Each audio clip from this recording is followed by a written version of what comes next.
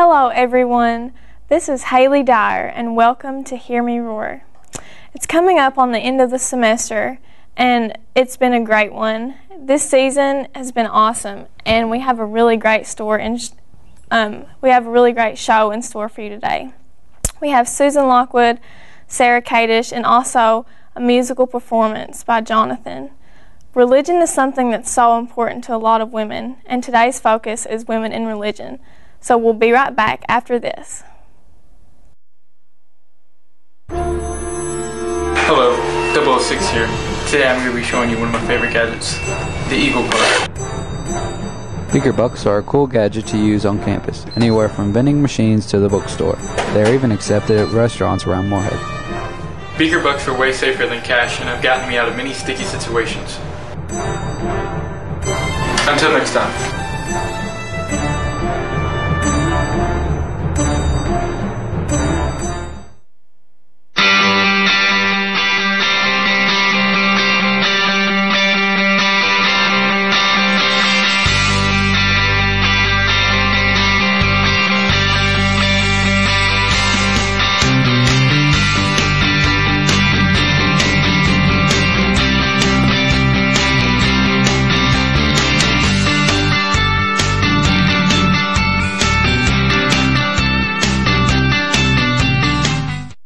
Moorhead State University's new state-of-the-art Recreation and Wellness Center offers you the opportunity to get in shape. Come enjoy our track overlooking the basketball courts, or take our bikes, ellipticals, treadmills, Stairmasters, and other cardio machines for a spin to help you break a sweat. And once you've worked up and breathing, pump some iron down in our weight room. Come visit MSU's new Recreation and Wellness Center, open 6 a.m. to 10 p.m. on weekdays today. Hello and welcome back to Hear Me Roar. Now in the studio with us we have Susan Lockwood. So great to have you here. Thank you. Do you want to begin by just introducing yourself to everyone? Sure. I'm Susan Lockwood. I'm an ordained Baptist minister, have been ordained for 30 years and served a while at First Baptist Church here in Moorhead, and then have also served churches in Illinois and Georgia and Connecticut, and also done work with 9/11 victims. Wow, that must have been really interesting for you. It was a little bit of a departure from, regular church services, visiting the sick and doing weddings and funerals, but it was really fascinating because in New York City, after 9/11, people were really asking a lot of theological questions like, why did this happen? Where is God in this? And so they really didn't need a psychiatrist. What they really needed was someone who would be listening to them and helping them to make sense of what had happened. So that was a lot of what I did. Yeah.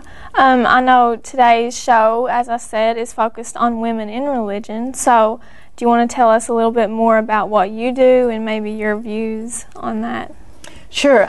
I guess I should probably say that I am, judging from the gray hair, I am a pioneer really in women in ministry. I grew up and started out as a Southern Baptist, and my dad's a Southern Baptist pastor and denominational worker, and so that was my heritage. But when I felt called to be the pastor of a church, well, that just didn't go over too well, and I was brought up on heresy charges, went through a trial, was called the handmaiden of Satan, and a stumbling block to the gospel, all kinds of really mean-spirited things. And so I stayed with Southern Baptists and pastored a church in Chicago. And then in 1995, when Southern Baptists booted women pastors out the door, I moved over to American Baptists and have been serving with them, and then was 4 years at First Baptist Moorhead. Wow, thanks for sharing that. So what other struggles did you face, or maybe what was some of the hardest things that you had to overcome in your journey? I think one of the hardest things was how do you deal with religious texts that say women should be submissive, women should be quiet in the church, that suggest women should not be in leadership roles in the church.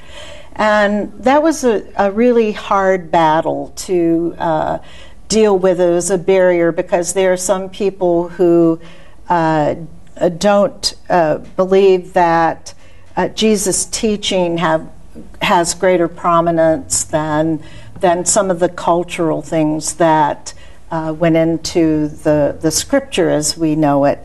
And so it was really hard when people make up their minds to try to talk with them about a different way of looking at things. That was one of the really hard things. And then to have question why my motivation for being in ministry, like I was seeking, some big power trip. Of course, most of the churches that women become pastors of are the tiny little ones, that men don't want.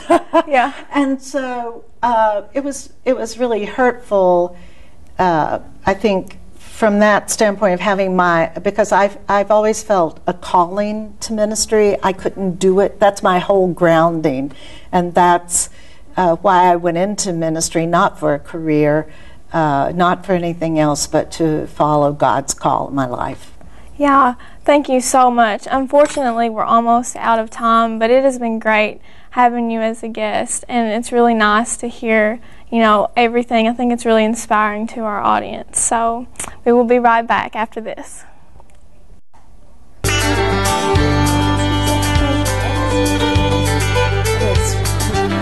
Yeah.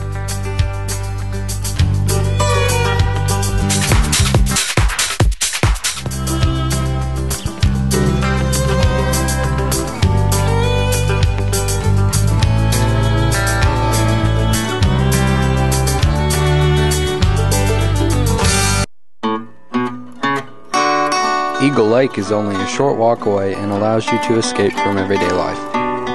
You can exercise and relieve stress by walking around the lake, or you can just sit back and enjoy the view.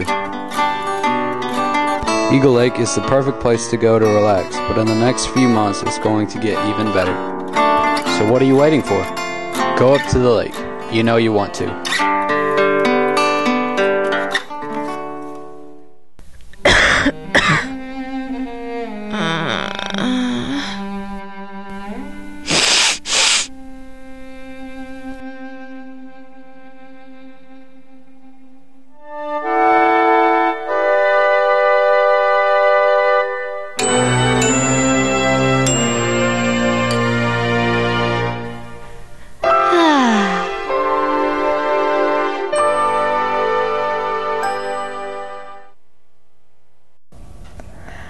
Hello everyone, and welcome back to Hear Me Roar. Now with us we have Sarah Kadish. Hey Sarah. Hi, how are you? I'm doing pretty well. How are you? I'm okay. Okay. You've been on the show before, correct? Mm-hmm. Yeah, I was on here last semester talking about women and body image. Yeah. Well, today's show is Women in Religion, and we both have had an experience with women in religion. So do you just want to tell a little bit about that? Okay. So you and I, we went to a Won Buddhist temple over spring break, and it was a really, really interesting experience. I've never done anything like that. Never met people that are, she's Won Gong, who is the priestess. Right. She was just like, she completely embodied what she spoke about and the things that she taught, and it was fantastic. Right, I agree, and I cannot wait for everyone to see the segment that you produced about that. But especially for me, it was really interesting as well, because I've never, like you said, I've never been in that type of, environment. I had no idea what to expect or what it would be like. What were your expectations? Honestly, I had no idea what I was getting myself into.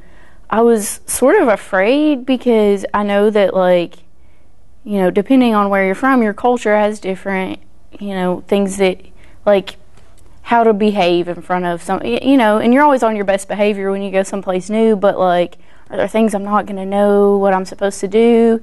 And then when I got there, it was such a relaxed place, you know, completely beautiful, and it was something else. It really was, and the temple there was absolutely beautiful, the meditation temple. Mm-hmm. Yeah, you would never expect to find that style of architecture in Chapel Hill, North Carolina. You just would not.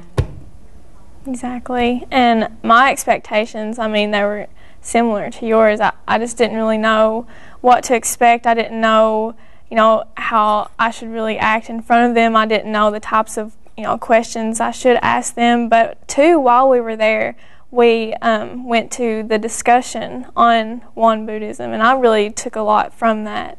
Yeah, that was fantastic. I mean, it was almost like a class, you know, or like a Bible study, but with Won Buddhism. It was really neat. And, you know, we met some people, you know, that was just like some regular guy who didn't even really believe in Buddhism, but he was doing it for his own benefit and for the experience, and I thought that was really cool. Yeah, it was really neat, and I really enjoyed when we had tea that morning with them. I'd never known that, you know, pouring tea was such an art to them. Oh yeah, and it was no big deal to them, but we have never done anything like that, or really even seen anything like that in person. It was cool. It was weird. Yeah, and we did film Wangan telling the story of how she ended up there, and that is just so amazing that, you know, she had this vision, and that's where she felt she was called to. And a lot of times, especially how Susan was talking,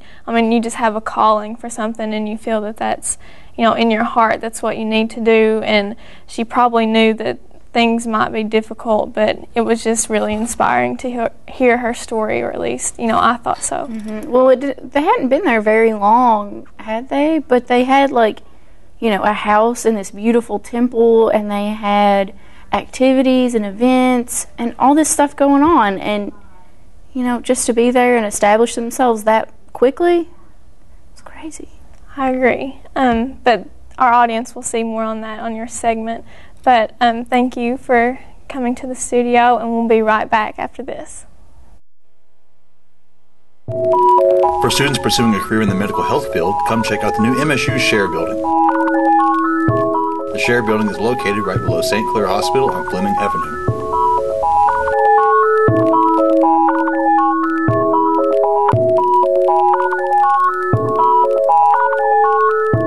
This building will offer students the chance to further their understanding of medical health and prepare them for a future with state-of-the-art hands-on classes.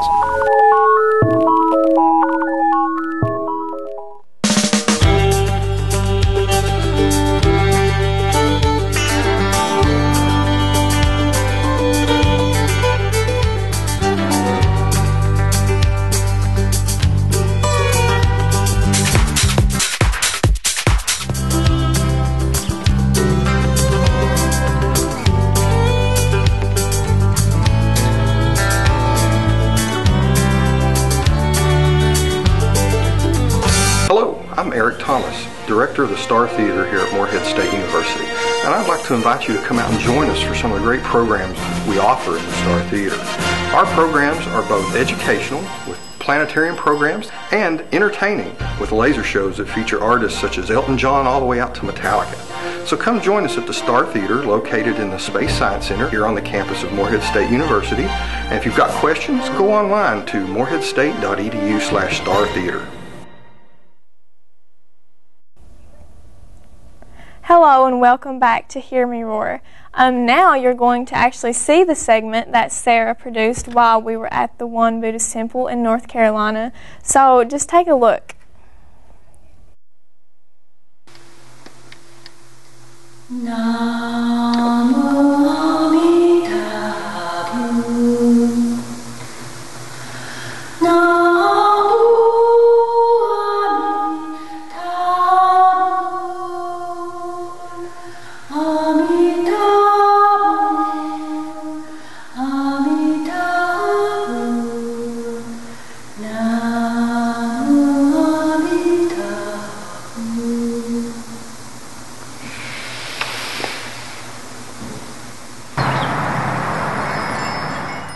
I feel very blessed in my Dharma journey and in meeting many inspirational people from so many different countries, cultures, and walks of life.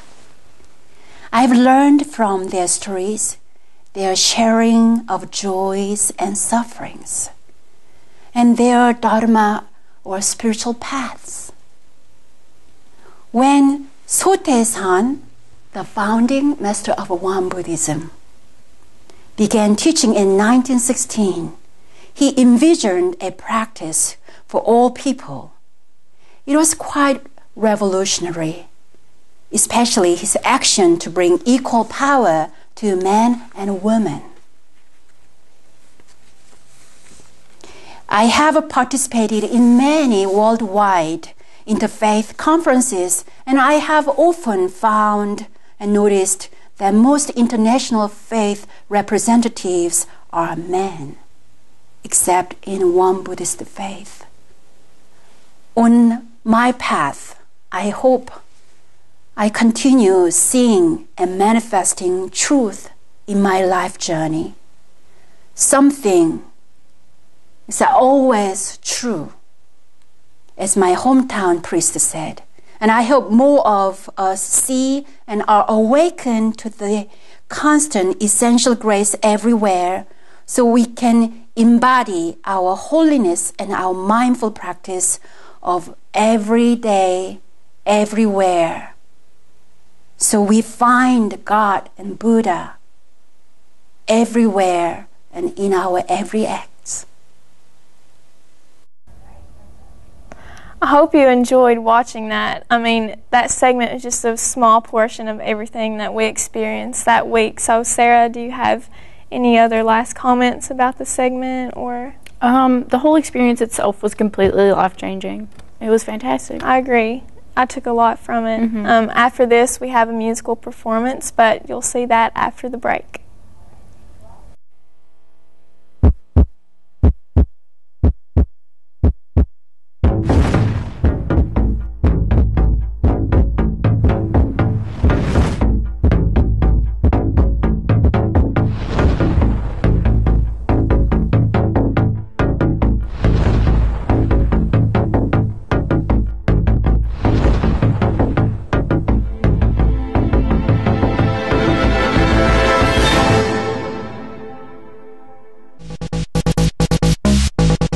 For students living both on and off campus, come check out the new POD store, located in Alumni Tower.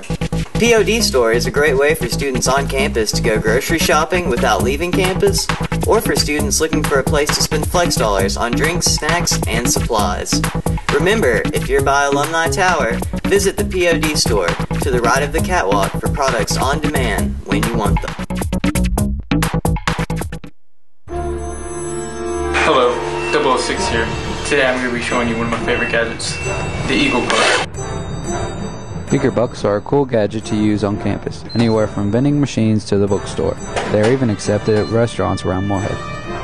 Beaker Bucks are way safer than cash and have gotten me out of many sticky situations. Until next time.